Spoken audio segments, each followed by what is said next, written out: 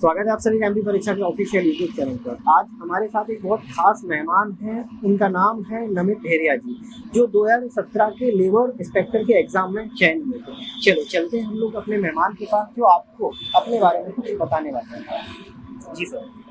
नमस्कार। सबसे पहले तो मैं एमपी परीक्षा को धन्यवाद देना चाहूँगा कि जो उन्होंने आप सभी के साथ रूबरू होने का एक ये अवसर प्रदान किया।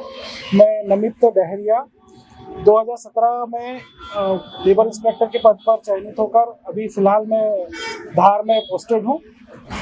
सर, सबसे ज़्यादा बच्चों के मन में सवाल आता है जो लेबर इंस्पेक्टर का जो आपका डिपार्टमेंट है, ज़्यादातर पब्लिक वाले से डील नहीं कर पाते और उनका वर्क प्रोफाइल भी पता नहीं चल पाता कि अंदर क्या काम होता है या कैसे क्या काम करते हैं। तो उन यूजर्स को थोड़ा सा बताइए कि आपका जो डिपार्टमेंट है क्या काम करता है और किन किन लोगों से डील करता है। एमपी पटवारी की नए सिलेबस के हिसाब से तैयारी करें, सिर्फ 799 इंस्टॉल परीक्षा है। इसमें सबसे पहले जैसा देखा जाए तो जैसा लेबर के नाम में ही लेबर इंस्पेक्टर मतलब श्रम निरीक्षक, इसमें जितने भी श्रम अधिनियम हैं उनका पालन करवाना होता है। जिसमें जो कारखाने हैं, ठेकेदार हैं और शॉप्स वगैरह हैं, इसमें जो भी अधिनियम लागू होता है उसका पालन करवाना होता है। इसमें जैसे बाल श्रम हुआ, दुकान स्थापना अधिनियम हुआ, न्यूनतम वेतन अधिनियम हुआ। जैसे किसी श्रमिक को न्यूनतम वेतन दर जो कि राज्य सरकार द्वारा निर्धारित की जाती है, शासन द्वारा निर्धारित दर से अगर उसे कम मिलता है तो उसका पालन अगर कोई व्यक्ति नहीं कर रहा है तो उसके खिलाफ कार्रवाई की जाती है। उसका पालन करवाना लेबर इंस्पेक्टर का कर्तव्य है। इसके अलावा जो कॉन्ट्रैक्टर हैं और जो अपने जैसे बाल श्रम कहीं पे भी बच्चे से काम करवाया जा रहा हो या कहीं पे बंधुआ मजदूरी हो रही हो, उस पर भी कार्रवाई करने का श्रम निरीक्षक का कर्तव्य होता है। मतलब शुरू से ही आपने लेबर इंस्पेक्टर बनने का सपना देखा था या फिर आपके सामने एक नया आपका एग्जाम आया और उसे आपने टारगेट किया और उसे छोड़ दिया? नहीं, शुरू से तो मेरा लेबर इंस्पेक्टर का ऐसा नहीं था। पहले मैंने स्टार्टिंग में मैं प्राइवेट जॉब करता था, गवर्नमेंट जॉब का उतना इंटरेस्ट नहीं था मेरा। फिर उसके बाद मुझे थोड़ा परिवार की तरफ से और जितने भी मेरे फ्रेंड्स वगैरह जो गवर्नमेंट डिपार्टमेंट में थे उनको देखकर मुझे लगा कि मुझे भी गवर्नमेंट जॉब प्रेफर करना चाहिए। फिर मैंने एसआई की तैयारी से शुरुआत किया था। उस समय 2014 में एसआई का एग्ज़ाम मैंने निकाला था। अनफॉर्चुनेटली मेरा उसमें नहीं हो पाया था। फिर मैंने 2 बार प्रयास किया, दोनों बार मैं असफल रहा। फिर मैंने एक दिन मन में मेरे ऐसा विचार आया कि शायद एसआई की एग्ज़ाम मेरे लिए नहीं है, तो मुझे कहीं ना कहीं सफलता किसी वजह से नहीं मिल पा रही है, शायद नसीब में कुछ और लिखा हो। इस वजह से मैंने फिर थोड़ा लाइन चेंज किया। फिर मैंने बैंकिंग की, एसएससी और बाकी एग्जाम की तैयारी किया और अल्टीमेटली फिर 2017 मुझे श्रम निरीक्षक के पद पर मुझे नियुक्ति प्राप्त हुई। मतलब इससे पहले आपने कभी भी नहीं सोचा था कि आप लेबर इंस्पेक्टर के पोस्ट पर जाने वाले या जाना चाहते हो? आपके सामने एक एग्जाम आया और आपने उसमें फॉर्म फिल किया और अपना सिलेक्शन लिया? हाँ, ऐसा कह सकते हैं कि मैंने कभी भी सोचा। एक्चुअली क्या है, देखिए अभी हम जैसा अभी आपने शुरुआत में भी कहे थे कि ये जनसामान्य के टच में लेबर इंस्पेक्टर्स जनरली नहीं रहते हैं, तो इसी प्रकार से मुझे भी कोई जानकारी नहीं थी। अब बस यही कह सकते हैं कि मैं तो एग्जाम की तैयारी कर रहा था और एग्जाम आई और मैंने एग्जाम दिया और सिलेक्शन हुआ। अच्छा, जैसे इसके नाम के पीछे इंस्पेक्टर लगा है, तो ऐसी कोई पावर रहती है कि आप लोगों को अरेस्ट कर सकते हैं? मतलब जो गलत काम करते हैं, जैसे अधिकारों का हनन हो रहा है तो उन्हें अरेस्ट करो। जैसे पुलिस में इंस्पेक्टर होता है, जैसे सब इंस्पेक्टर आपने बोला, तो सब इंस्पेक्टर की सबको बताइए भाई क्या क्या पावर होती है। और ये भी अपना इंस्पेक्टर, तो इनकी क्या क्या पावर होती है? लेबर इंस्पेक्टर के देखिए, जैसे आप नाम से कह रहे हैं, जैसे इसको हिंदी में जैसे निरीक्षक कहते हैं, तो उसमें निरीक्षण की पावर होती है कि किसी संस्थान का निरीक्षण करने की पावर होती है इंस्पेक्टर्स को। इसमें अरेस्ट की पावर लेबर इंस्पेक्टर्स के पास नहीं रहती है। अगर कभी ऐसी कोई स्थिति बनती है तो इसके लिए पुलिस की सहायता ली जाती है। यूनिफॉर्म भी होती है without civil dress? Civil dress में होती है, यूनिफॉर्म नहीं। मतलब इनकी जो ट्रेनिंग होती है उन्हें डीपन ट्रेनिंग या फिर कोई ऐसी ट्रेनिंग नहीं दी जाती जैसे पुलिस वालों को दी जाती है? बस नाम में ही इंस्पेक्टर है, बाकी चीज़ों को इंस्पेक्शन करना है। हाँ, इंस्पेक्टर मीन्स इंस्पेक्शन करना है। एक चीज़ और रहती है, जैसे गवर्नमेंट एग्जाम में बहुत कम पोस्ट आती है और नंबर ऑफ एप्लीकेंट बहुत सारे रहते हैं, तो कहीं ना कहीं बच्चों के मन में आता है कि यार बचपन से ही अगर आप मतलब स्कूलिंग ही आपकी बहुत अच्छे लेवल की हुई होगी, आप बचपन से ही ब्रिलियंट रहे होंगे, तब जाकर आप इस एग्जाम को क्वालिफाई कर सकते हो। ऐसा कुछ फैक्टर रहता है गवर्नमेंट एग्जाम की तैयारी में, सिलेक्शन लेने में, या फिर अभी का मेहनत मायने रखता है? नहीं, ऐसा नहीं कह सकते कि जो जैसे जिसने बचपन से बहुत अच्छा टॉपर्स रहा। मेरे भी साथ ही कई ऐसे हैं, मेरे दोस्त वगैरह जो मुझसे अच्छे थे पढ़ने में, स्कूलिंग में। मैं बहुत अच्छा स्टूडेंट भी था, मैं एक मतलब मीडियम कह सकते हैं, मतलब अंडर 10 रैंक वाला ना। मेरी कभी भी फर्स्ट रैंक भी नहीं आई है। मतलब अंडर 10 की सर अपने आप में बहुत होता है, बच्चे अंडर 100 नहीं आ पाते। कह सकते हैं, देखो इसमें रैंक एक नंबर है, उसमें आप रैंक में ना जाएं। उसमें जो मैंने अनुभव किया हूँ, जो एग्जाम की तैयारी के समय मैंने एक्सपीरियंस किया, उसके अनुसार मैं ये कह सकता हूँ कि इसमें शुरू से आपको इंटेलिजेंट होना जरूरी नहीं है। जरूरी है कि वर्तमान में आप क्या कर रहे हैं। वर्तमान में अगर आपकी जो कंसिस्टेंसी अच्छी है, आपकी स्टडी की तरफ आपने अगर कंसिस्टेंसी अच्छी है, आपकी लगन अच्छी है, तो आपको सफलता जरूर मिलेगी। आप कोई अगर टॉपर रहा हो, मान लीजिए उसने 5th क्लास में टॉप किया, पूरे प्रदेश में टॉप किया हो या डिस्ट्रिक्ट में टॉप किया हो, 10th में भी उसने टॉप किया हो, लेकिन 12th के बाद जब मेन एग्जाम आपकी जैसे कॉम्पिटिटिव एग्जाम थोड़ा सा एक अलग एस्पेक्ट हो जाता है एक स्कूल एग्जाम के नजरिए से, कि स्कूल एग्जाम में आपको मार्क्स लाने होते हैं, यहाँ पे मार्क्स नहीं, यहाँ पे पद लेना होता है। तो जब आप तैयारी कर रहे हो, तो उसमें अगर मान लो टॉपर में अगर लापरवाही कर दिया कि मैं तो टॉपर हूँ, मेरा तो सिलेक्शन हो ही जाएगा, मुझे ये भी आता है, ये भी आता है, ये सबसे बड़ी भ्रांति है। स्कूल के एग्जाम और कॉम्पिटिटिव एग्जाम्स में एक समझ में आता है, वहाँ केवल आपको 33% लाना है और उसमें पास लेना है, लेकिन यहाँ पर परसेंट तो मायने नहीं रखते। यहाँ पर जितने लोग हैं उनमें से आपको अपना काबिलियत दिखाने कि आप कितने काबिल हैं इसके लिए। बिल्कुल, इसमें ये कह सकते हैं ये एक प्रकार की रेस है। जैसे हम 100 मीटर्स देखें, चाहे 200 मीटर 400 मीटर रेस का है, तो उसमें ये मायने रखता है कि आगे कौन निकला है।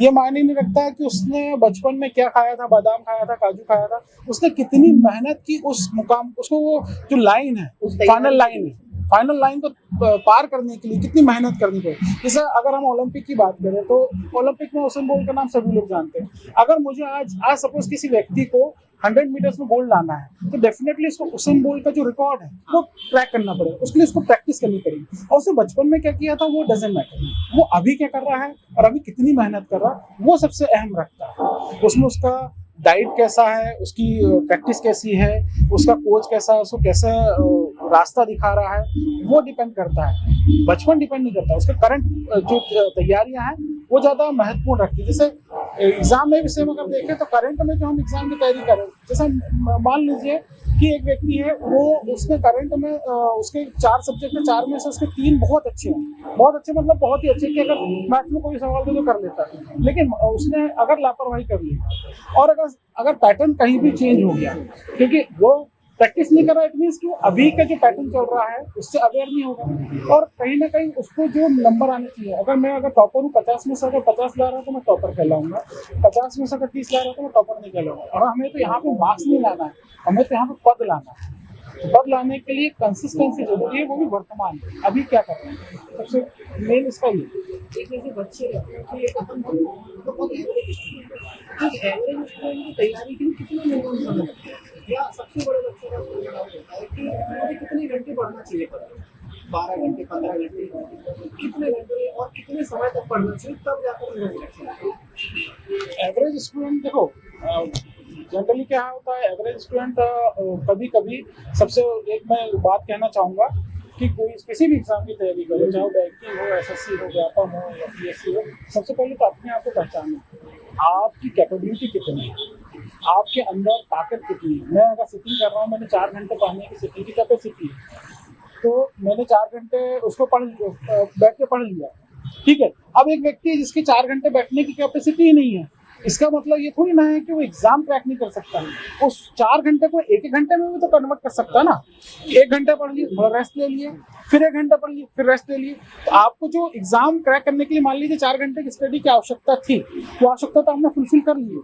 तो एवरेज स्टूडेंट से भी मैं यही कहना चाहूँगा कि आप ये ना सोचें कि मुझे कंटिन्यूसली 12 घंटे में बैठ के पढ़ूंगा तो ही मैं एग्जाम निकाल पाऊंगा, ऐसा नहीं है। आप उतना ही पढ़ें जितना आपको समझ में आ रहा है। अगर आपको 2 घंटे कैपेसिटी है, 2 घंटे पढ़े, लेकिन लगन से पढ़े। ऐसा नहीं कि 2 घंटे पढ़ रहे हैं तो बीच में मोबाइल चला रहे हैं या कहीं मैसेज आ रहा है या उठ के कहीं चले जा रहे हैं। आपकी कैपेसिटी पहले तो पहचानिए कि मैं कितने देर तक बैठ के पढ़ सकता हूँ, उसके बाद फिर डिसाइड करें कि उस समय मुझे ये पढ़ना है। तो जब वो पढ़ने बैठे तो फिर आप अपना मन में भटका के उतना ही पढ़े, थोड़ा थोड़ा पढ़े, लेकिन कंटिन्यूसली पढ़े। क्वालिटी स्टडी करें, बिल्कुल क्वालिटी स्टडी और उसको एक मतलब दूसरा सारे दिन किताब लेके आपको नहीं बैठना है, आपका जितना मन लग रहा है आप उसमें अपना 100% दो।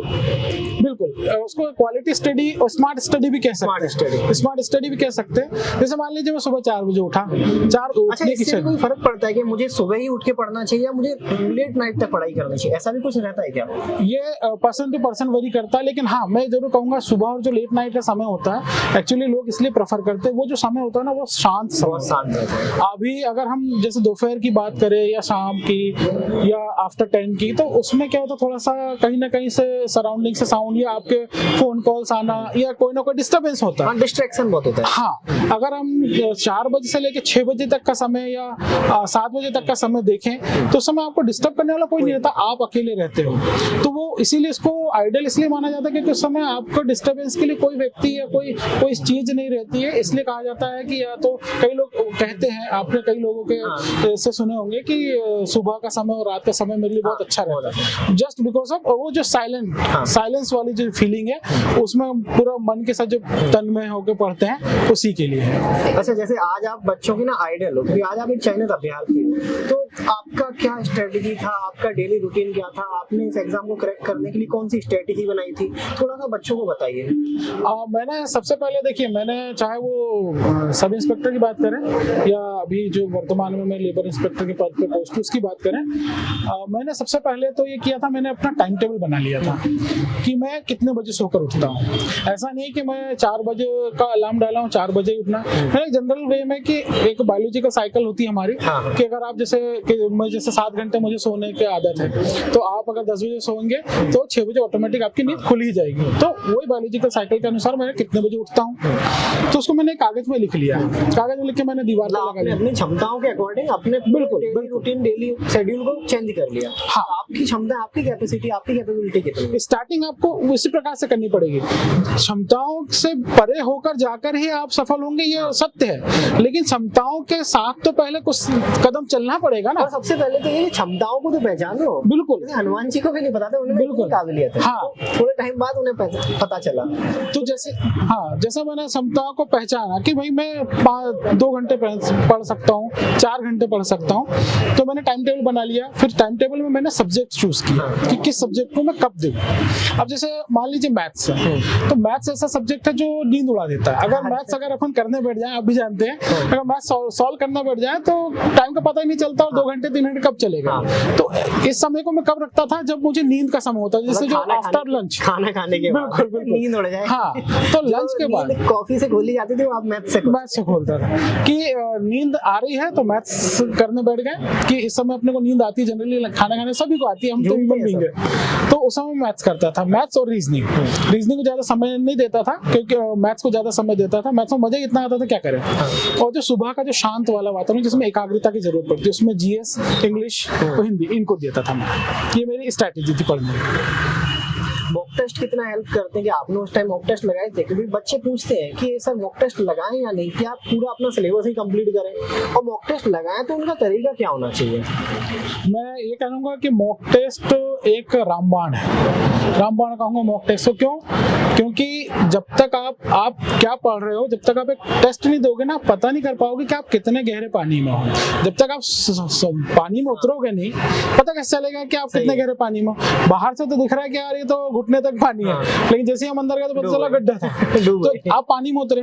अब मैंने एक टेस्ट दिया, मान लो आज मैंने 1 घंटा, आपकी जो रेगुलर पढ़ाई है उसको डिस्टर्ब मत करो। कई लोग ऐसा भी सोचते हैं कि जब मैं पूरा सिलेबस कर लूंगा ना, उसके बाद मैं मॉक टेस्ट दूंगा। कई लोग की मेंटालिटी ऐसी भी होती है। मैं कहता मत करो ऐसा, या वो सोचते हैं मॉक टेस्ट छोड़ो, 1-2 बार सिलेबस ही उठा के रिवाइज कर लेते हैं। हाँ, ऐसा भी सोचते हैं, तो ऐसा मत करो। आप मॉक टेस्ट तो 101% करना ही चाहिए हर एक स्टूडेंट को। इतनी हेल्प मिलेगी, आप कुछ मत कीजिए, डेली मॉक टेस्ट लगाइए। हाँ, ये होगा, आज मैंने मान लीजिए प्रॉफिट एंड लॉस का किया और मैंने उधर अगर देखा जाए तो मुगल शासक के बारे में कुछ पढ़ा, ठीक। अब जब मॉक टेस्ट आया तो डेफिनेटली जब मुगल शासक का क्वेश्चन आ गया, प्रॉफिट एंड लॉस का क्वेश्चन आ गया, तो मुझे आना ही चाहिए, तभी वो मेरा वर्थफुल है। बाकी नहीं आ रहा कोई बात नहीं ना, क्योंकि पढ़ा नहीं मैंने, जब पढ़ूंगा तो वो आ जाएगा। सेकंड थिंग, हम एक सबसे बड़ी गलती क्या करते हैं कि मॉक टेस्ट लगाए, मैंने 100 क्वेश्चन अटेम्प्ट किया, मुझे 80 नंबर आ गए, 80 नंबर आ गए, मैंने बंद किया और थोड़ा चाय पिया, नंबर से अपना आकलन किया। हाँ, या क्या है 20 नंबर आ गए, तो नंबर से आकलन करके वो संतुष्ट रहते हैं। मैं ये सलाह नहीं दूंगा, आपको 20 नंबर आ रहे हैं, 10 नंबर आ रहे हैं, आप मानोगे नहीं, मुझे जो पहला मॉक टेस्ट था उसमें मुझे 100 में 7.5 नंबर आए थे, और उसी एग्जाम में आप सिलेक्ट हुए। हाँ 7.5 नंबर आए थे। हताश नहीं हुआ, मुझे मालूम था ठीक है धीरे धीरे इंप्रूवमेंट आएगा। तो उसके बाद जैसे मॉक टेस्ट आप दे देते हैं, उसके बाद रिजल्ट चेक करें। हाँ। रिजल्ट चेक के बाद उसका सॉल्यूशन देखें कि मैंने तो लगाया इसका आंसर ये लगाया था, एक्चुअल में इसका आंसर है क्या, क्योंकि कई बार क्या होता है क्वेश्चन रिपीट्स भी होते हैं, कई बार होता है ऐसा। स्टेट एग्जाम में तो बहुत। हाँ, तो उसमें क्या होगा, आपको एक एकदम से दिमाग क्लिक हो जाएगा, क्योंकि आपने उस क्वेश्चन को 2 बार पढ़े। एक बार जब आप टेस्ट लगा रहे तब, दूसरा जब उसका आंसर देख रहे तब, ठीक है। अब उसके बाद उसको पूरा एनालाइज करें, कहाँ मेरा वीक कौन सा रहा। कई बार ऐसा होता है कि मैं 2 आंसर में, अधिकतर लोग 2 आंसर में कंफ्यूज होते, बी या सी, कि ये आना चाहिए या ये आना चाहिए। तो उस वो भी आपका डाउट क्लियर होता है कि हाँ ये मैं सही बोल रहा था, मैंने गलत लगा दिया था, इसका मुझे नंबर नहीं मिला। तो इसको जो रिवीजन है ना, एक प्रकार से आपका वो मॉक टेस्ट का रिवीजन भी होगा, तो रिवीजन जरूर करना चाहिए, तो बहुत हेल्प मिलती है। मॉक टेस्ट तो मैं भी मतलब हर किसी को यही सलाह देता हूँ कि भाई देखो, आप पूरे दिन पढ़ाई मत करो, एक शाम को मॉक टेस्ट लगा दो, आपका पूरा कंप्लीट सिलेबस का रिवीजन हो जाएगा। बिल्कुल बिल्कुल। और कॉम्पिटिटिव एग्जाम है क्या, एक तरीके से सारे, जैसे आपको मान के चलो आज लेबर इंस्पेक्टर आपका ग्रुप 2 सब ग्रुप 4 के अंदर आता है। हाँ। 8 टोटल सब्जेक्ट होते हैं। हाँ। आपका कंपटीशन ये नहीं है कि भाई कॉम्पिटिटिव एग्जाम ये नहीं बोलता कि आप एक सब्जेक्ट के मास्टर हो गए, हाँ। वो बोलता है कि भाई आप 8 सब्जेक्ट को बैलेंस करो। बैलेंस, ये बैलेंसिंग ही है कॉम्पिटिटिव एग्जाम। बिल्कुल बिल्कुल, कि आप एक सब्जेक्ट के मास्टर बन जाओगे, लेकिन बाकी के 7 सब्जेक्ट के साथ क्या करोगे। बिल्कुल। उसमें अगर आप वीक हो गए, हाँ, तो आप कैसे, कई बार ऐसा होता है, कई स्टूडेंट ऐसा होते हैं कि वो एवरेज रहते हैं, हाँ, लेकिन टॉपर को क्रॉस कर देते हैं। हाँ। कारण क्या है, 8 सब्जेक्ट है, टॉपर ने क्या किया, उसके 4 सब्जेक्ट बहुत स्ट्रॉन्ग थे, 4 में से मान लीजिए 25-25 के, 20-20 नंबर लाया, टॉपर था, 20-20 नंबर लाया, 80 हो गए, ठीक है। बाकी उससे 7-8 लाया, और वो एवरेज स्टूडेंट ने क्या किया कि हर एक में 15-15 लेकर आ गया, ठीक है, 15-18, 15-18, 15, तो उसका एवरेज जो था वो टॉपर से आगे निकल गया, उसने क्योंकि बैलेंस करके चला। हाँ। 8 सब्जेक्ट बैलेंसिंग है। बैलेंस, बिल्कुल बिल्कुल। और सबसे बड़ी बात तो ये, आपको मॉक टेस्ट आपके वीक पॉइंट बताते हैं कि भाई यहाँ मेहनत करो, हाँ। आप फिजूल में उधर मेहनत करो, आप इस साइड आओ, हाँ। अपना अच्छे से आकलन करो और इधर मेहनत करो। जैसे मैंने आपको बताया था ना कि मैथ्स में जैसे प्रॉफिट एंड लॉस मैंने पढ़ लिया, हाँ। अब हो सके प्रॉफिट एंड लॉस मैंने पढ़ लिया, मैंने करीबन 25 क्वेश्चन सॉल्व कर लिया। अब जो क्वेश्चन मेरे मॉक टेस्ट में आया वो मुझसे नहीं बना, मतलब तो वो आपने पढ़ा ही नहीं, कहीं ना कहीं मुझसे कुछ चूक हुई है या फिर कुछ में से रह गया, तो मुझे थोड़ी और प्रैक्टिस की जरूरत है, ये आपको एहसास दिलाएगा। फिर उसके बाद आप और 10-15 क्वेश्चन देखोगे, और जब आप नेक्स्ट मॉक टेस्ट दोगे तब उसका सॉल्व कर दोगे, तो आपकी जो मेहनत है, वो जो वीक पॉइंट था, जो वो गैप था, वो गैप को फुलफिल कर लिया आपने। तो जैसे एक जॉब में आने के बाद समाज के बीच में हम लोगों की क्या वैल्यू होती है, मतलब बच्चे आज की तरह तैयारी क्यों करते हैं, क्योंकि उनका एक सोशल स्टेटस ही नहीं है। तो ऐसा आपके साथ मतलब कोई इंसिडेंट घटना जो आपको पहले कोई वैल्यू नहीं मिली, लेकिन अब आपके पास गवर्नमेंट जॉब है, लेबर इंस्पेक्टर हो, और अब आपको वैल्यू नहीं, गवर्नमेंट जॉब है, वैल्यू तो वो तो ठीक है, एक समाज की जो सोच है उसमें मैं कुछ ज्यादा कमेंट नहीं करना चाहूंगा, लेकिन हाँ ये बात जरूर है कि जहाँ लाखों लोग एग्जाम देते हैं और वहाँ अगर आप चयनित होते हो तो डेफिनेटली आप थोड़े अलग तो कहलाते हैं। जैसे हमारे देश में देखो आप, IITs है, IIMs है, उसमें जो सेलेक्ट होता है और जो वहाँ से निकलता, तो उसको समाज कहें या हमारे साथ के दोस्त कहें, वो अलग नजरों से देखते हैं, अलग उसकी वैल्यू होती है। तो डेफिनेटली इसमें वैल्यू तो फील होती है, और उसको हम शब्दों में बयान नहीं कर सकते, लेकिन फील कर सकते हैं, और वो बिल्कुल तभी होगी जब आपका सिलेक्शन होगा। हाँ। मतलब आपको पहले उससे मेहनत करनी पड़ेगी, पहले मेहनत करो फिर उसका मिठाई खाओ। ये एक तपस्या है कह सकते हैं। जैसे हम टीवी सीरियल्स वगैरह फिल्मों में देखते हैं कि कोई तपस्या कर रहा है, फिर उसको वरदान मिलता है, फल मिलता है, तो ये भी जो हम तैयारी कर रहे हैं, एक तपस्या है। 6 महीने की, 5 महीने की, 1 साल की भी आपकी। और उसके बाद जो फल मिलेगा, जो आपको वरदान मिलेगा, वो आपकी पोस्ट है, आपकी जॉब, और जीवन भर फल आपके साथ रहेगा। बिल्कुल। जैसे सर अभी आपने देखा होगा काफी समय से वैकेंसीज रुकी पड़ी हैं। अब वैकेंसीज आती हैं लेकिन उतनी मात्रा में नहीं होती है कि हर बच्चे को जॉब मिल सके। नंबर ऑफ एप्लीकेंट यहाँ जितनी संख्या में बढ़े हैं और वैकेंसीज भी उतनी संख्या में घटी हैं, तो बच्चा मेहनत करता है, वहां तक पहुंचता है और कहीं ना कहीं मेरिट से एग्जाम में फेल होकर बाहर हो जाता है और हताश हो जाता है। तो ऐसे बच्चों के लिए आप कुछ गाइड करना चाहें? देखिए, कहीं ना कहीं देखो, मैं ये जरूर मान सकता हूँ कि जब हम कोई भी तैयारी करते हैं एग्जाम्स की, कहें एग्जाम को आप एक फाइट की तरह लें। पहली बात तो ये है कि एक फाइट है आपकी खुद के लिए, खुद से फाइट है कि मतलब हमें हमसे ही लड़ना है, हमको हमसे ही लड़ना है। हमारे अंदर का जो डर है, हमारे अंदर की जो हताशा जो है, निराशा जो है, उससे खुद को ही लड़ना है। कई लोग एग्जाम की तैयारी करते हैं, काफी 2 साल 3 साल देते हैं और उसके बाद फिर एक पॉइंट आता है कि यार नहीं हो रहा, छोड़ देते हैं। मैं उनसे बस एक ही रिक्वेस्ट करना चाहूंगा कि कभी गिव अप ना करें। देखो, गिव अप करने वाले के पास तो कुछ मिलना ही नहीं है। मान लो मैंने एक रेस में मैं दौड़ रहा हूँ और रेस में दौड़ने के बाद अचानक मेरे को कुछ ख्याल आया और मैंने गिव अप कर दिया, तो वो रेस तो मैं जीवन में कभी भी जीत सकता। क्यों? क्योंकि जो व्यक्ति रेस पूरी किया ही नहीं है वो व्यक्ति जीतेगा कैसे? तो आपको रेस में बने रहना है। अब बने रहने के लिए आपको प्रयासरत रहना है। ऐसा नहीं कि बस एक फॉर्मेलिटी के लिए आपने फॉर्म भर दिए हैं और एग्जाम दे दिए, वहां बैठ के लिए है। हाँ, तो फॉर्मेलिटी करोगे। देखो, आप धोखा किससे कर रहे हैं? आप खुद से ही धोखा कर रहे हैं। तो खुद से धोखा ना करें। आप एग्जाम चाहे वो नवंबर में आने वाली हो या जनवरी में आने वाली हो, मुझे से कोई मतलब नहीं है। मैं 24/7 तैयार हूँ, चाहे अगले महीने एग्जाम आ जाए, चाहे उसके 6 महीने एग्जाम आ जाए। जब भी एग्जाम आएगी मैं अभी से तैयारी चालू रखा हूँ, निरंतर रखूंगा। जैसे एग्जाम आएगी एग्जाम में बैठूंगा, एग्जाम को क्रैक करूंगा। ये एक लक्ष्य है। सर फायदा ये भी मिलता है, जैसे कॉमन सब्जेक्ट है वो आप अभी से तैयार करके रखो। जैसे इस बार पटवारी के साथ हुआ, पटवारी के हर कोई बच्चा 5-5 सब्जेक्ट तैयार करके बैठा। लास्ट टाइम उन्होंने पूरा ही पैटर्न चेंज कर दिया। अब जो बच्चा पहले से तैयारी इसकी है, तो अब उसे केवल वही पढ़ना है जो बदलाव हुआ है, मतलब उसके पास पर्याप्त समय है। हाँ, और उसमें देखो कॉमन सब्जेक्ट तो हम अभी तक जितने भी लोग एग्जाम की तैयारी कर रहे हैं और जो अभी करने वाले हैं, जो करने वाले हैं वो कहीं ना कहीं सिलेबस वगैरह सब देखते हैं, तो कॉमन सब्जेक्ट्स तो आपको इजीली मिल जाएंगे। जैसे आप जीएस देख लीजिए, मैथ्स देख लीजिए, रीजनिंग देख लीजिए, इंग्लिश, ये ऐसे सब्जेक्ट। कोई भी एग्जाम ना, मैथ्स हो गया, रीजनिंग हो गया, बिल्कुल, और इंग्लिश और एमपी, ये 5 सब्जेक्ट तो आपको हर एक एग्जाम में आएगा। तो इसकी तो प्रिपरेशन रखें। अब इसके बाद मान लीजिए कुछ, जैसे हमारे समय मैनेजमेंट ऐड हो गया था, इस बार भी मैनेजमेंट है ना, हमारे लिए नया था क्योंकि मैं एसआई की तैयारी कर रहा था। उसमें मैनेजमेंट का तो ऐसा कोई सिस्टम था नहीं। उस समय 70 मार्क्स की हिंदी हुआ करती थी, 30 मार्क्स के इंग्लिश होते थे, है ना। अब उसमें मैनेजमेंट आ गया, तो अब मेरे पास क्या है कि जो सब्जेक्ट रेगुलर है, जो सब्जेक्ट जो जनरली आते हैं वो तो तैयार है, मेरी तैयारी है। अब मुझे एक्स्ट्रा बूस्ट देना किसको? मैनेजमेंट। तो एक नया सब्जेक्ट को बूस्ट दोगे तो आपको ज्यादा लोड नहीं आएगा, बर्डन नहीं आएगा। अब एकदम से मैं कोई भी सब्जेक्ट तैयारी करूँ एग्जाम क्योंकि देखो एग्जाम जब नोटिफिकेशन आता है, आपने भी ये चीज नोटिस किए होंगे कि ज्यादा समय नहीं मिलता, हार्डली 1 महीना 2 महीना, और 2 महीना अगर आप तैयारी करने के लिए, क्योंकि आप उस समय सोचोगे तैयारी करना, तो 2 महीना आपको कम पड़ेगा, आपको लोड ज्यादा आएगा। लोड ज्यादा आएगा तो आप निराश जल्दी होंगे। मैं तो ऐसे बच्चों को बरसाती मेढक बोलता हूँ, बरसात होती है तो निकाल आते हैं और बरसात बंद तो अंदर चले गए। तो वो चीज नहीं सोचनी चाहिए, हमें भीड़ बढ़ाने की। हाँ, आप तैयारी रखें, एग्जाम आई 2 महीने जो है वो केवल उस एग्जाम की प्रिपरेशन के लिए। जैसे मैनेजमेंट एक्स्ट्रा आ गया तो हम वो केवल मैनेजमेंट की तैयारी करें, या कोई सब्जेक्ट अगर आगे फ्यूचर में कोई और स्ट्रैटेजी चेंज हो गई तो हम केवल उस स्ट्रैटेजी पे वर्क करेंगे। हम पूरा ओवरऑल वर्क करने की आवश्यकता नहीं है। आपका समय बचेगा, एनर्जी बचेगी, और जो एनर्जी बचेगी आप उसको उस जगह यूज करेंगे तो डेफिनेटली सफल होंगे।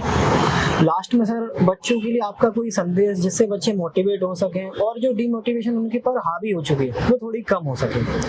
डिमोटिवेशन के लिए मैं सबसे तो ये कहूँगा कि निराश तो कभी ना होइए। कोशिश, एक लाइन है, बहुत अच्छी लाइन है, कोशिश करने वालों की हार नहीं होती, वो हमेशा रखें। एक और है लाइन है कि कौन कहता है कि आसमां में छेद नहीं हो सकता, एक पत्थर तबीयत से तो उछालो यारो। तो वो तबीयत लानी है आपको, कुछ नहीं करना। एक तो रेगुलर रहें। सभी जितने भी इस वीडियो को देख रहे हैं मैं उनसे रिक्वेस्ट करना चाहूंगा कि वो एक तो आपकी तैयारी रेगुलर रखें, मॉक टेस्ट जरूर से जरूर लगाएं। जितने ज्यादा आपके मॉक टेस्ट होंगे आपका सफलता का ग्राफ उतना ही बढ़ता जाएगा। और मॉक टेस्ट केवल नाम के लिए मॉक टेस्ट ना लगाएं, उसको मॉक टेस्ट लगाने के बाद उसका रिव्यू करें, प्रॉपर रिव्यू करें, अपनी कमियों को पहचानें, कमियों को छुपाएं नहीं, खुद से तो बिल्कुल ना छुपाएं, और उसको जो कमी है उसको दूर करें कमियों को। और बस आप सभी को अग्रिम जितनी भी एग्जाम आ रही है सबके लिए मैं अभी से शुभकामनाएं देना चाहूंगा। जैसे सर डिमोटिवेशन की बात आई तो मुझे अभी जैसे लगा कि आप जब उस टाइम पढ़ते थे, आप तैयारी करते थे, तो कहीं ना कहीं आप भी डिमोटिवेट होते होंगे, क्योंकि वो एक कॉमन सबके साथ होता है। तो आप उस टाइम क्या करते थे ताकि उस फेज से आप बाहर निकल सके? हाँ, डिमोटिवेशन तो होता है। देखो आप तैयारी कर रहे हो, मान लो मैंने 2 साल तैयारी, मैं 2014 से तैयारी कर रहा था, 2017 मैंने पोस्ट लिया, मतलब 3 साल। तो 3 साल में जैसे पहले साल लोगों को लगा कि इसका हो जाएगा, नहीं हुआ, तो कहीं ना कहीं हम दोस्तों से मिलते या अपने रिश्तेदारों से मिलते थे, यार इसका तो अभी तक नहीं हुआ है। तो एक कहीं ना कहीं एक मन में ऐसा लगता था कि यार क्यों ना छोड़ दूं, दूसरी जगह कर लूं। लेकिन फिर मन में ऐसा आता था, मैं हमेशा अपने आप को समझाता था, खुद से भी बातें करना सीखे कि नहीं यार हम कर सकते हैं। देखो सेल्फ असेसमेंट, हाँ, जो एग्जाम क्रैक कर रहा है वो भी इंसान है, हम भी इंसान है, हाँ। वो अलग ग्रह से तो आया नहीं है, तो हम क्यों नहीं कर सकते? हमेशा अपने आप से पूछो कि हम क्यों नहीं कर सकते, तो वो आपकी कमी को दूर करेगा। सेकंड थिंग, मैं जो था, मुझे मूवीज देखना पसंद है। जब भी मेरे को दिमाग में ज्यादा लोड आता था तो मैं आधा 1 घंटा मूवी देखता था, जो भी कॉमेडी, जनरली कॉमेडी या उसके क्लिप्स वगैरह, कॉमेडी क्लिप्स जो मूवीज के रहते हैं, वो देख के अपना थोड़ा सा मूड रिफ्रेश किए, सारी बातों को एक तरफ रखें। दिमाग को क्या है ना, अपने गार्बेज नहीं बनाना, हाँ। उसको सब चीज को हटाओ और अपनी तैयारी में जुट जाता था। ये मेरी स्ट्रैटेजी हुआ करती थी उस समय। तो सर बहुत बहुत धन्यवाद जो आपने अपना अमूल्य समय इन बच्चों को दिया, जो आपके इन शब्दों से अपने आप को मोटिवेट रख सके और